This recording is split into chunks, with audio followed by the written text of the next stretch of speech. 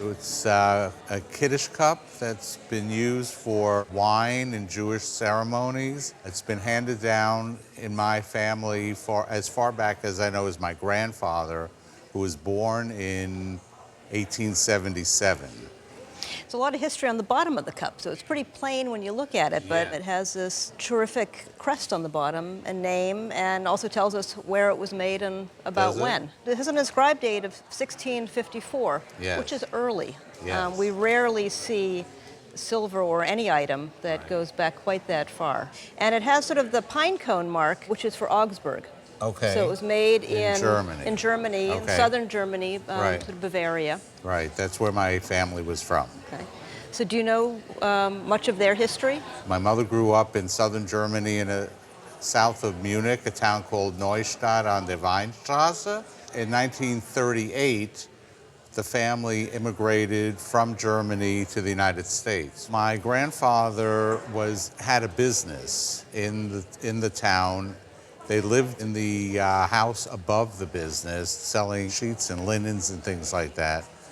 And when he was arrested, my grandmother tried to sell the house. It was before the final solution. They weren't gassing the Jews yet in '38. So she sold the house to her brother, my grandmother did, because he said, we're Germans, they're not going to take us away, they're not going to harm us.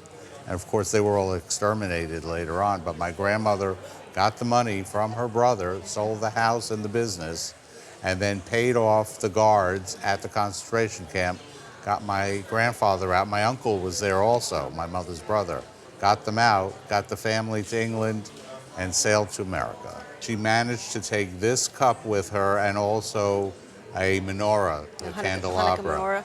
Yeah, yes, and the clothes on their back. Gives you shivers, I think, sort of thinking about the history. And what's particularly interesting is today is Yom HaShoah. It's Holocaust Remembrance Day. Yes, so it's very, very fitting that we are looking at an object that survived that horrible effects of the Holocaust in World War II and is continuing to be, in the family and to be carried forward. Augsburg was a center for silver manufacturing. There weren't Jews in Augsburg in this time period. They had been expelled, but certainly lived in surrounding areas. And Jews also were not allowed to be members of professional craftsmen's guilds. So they would employ Christian silversmiths to make things for ceremonial use. So it said it has been used as a Kiddush cup. There aren't any identifications that cement that in.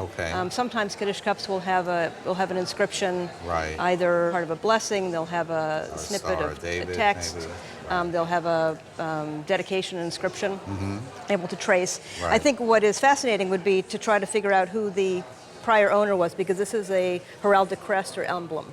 So unlikely Jewish, but it would give us a little more background. So is it something that is used? Do you use it for? We do use it. We do use it Shabbat and for holidays? For Rosh Hashanah and the holidays. We do. Yeah, and it's the right size. Kiddush cups need to hold a certain amount of wine to be kosher, and certainly you could fit 4 ounces in that without any problem. On the market, this form of cup is not that unusual. They come up pretty regularly. There's a maker's mark that haven't been able to identify, but maybe with some work could be figured out. So on face value, knowing that it's 17th century, it's Augsburg, it's silver gilt, with a lot of questions still, I would say an auction estimate would be between $2,500 and $3,500. Jewish items that are sort of in continuous Jewish use from this time period, even the 18th century, are very rare. What an important item it was to bring with them, leaving in such haste is, is telling.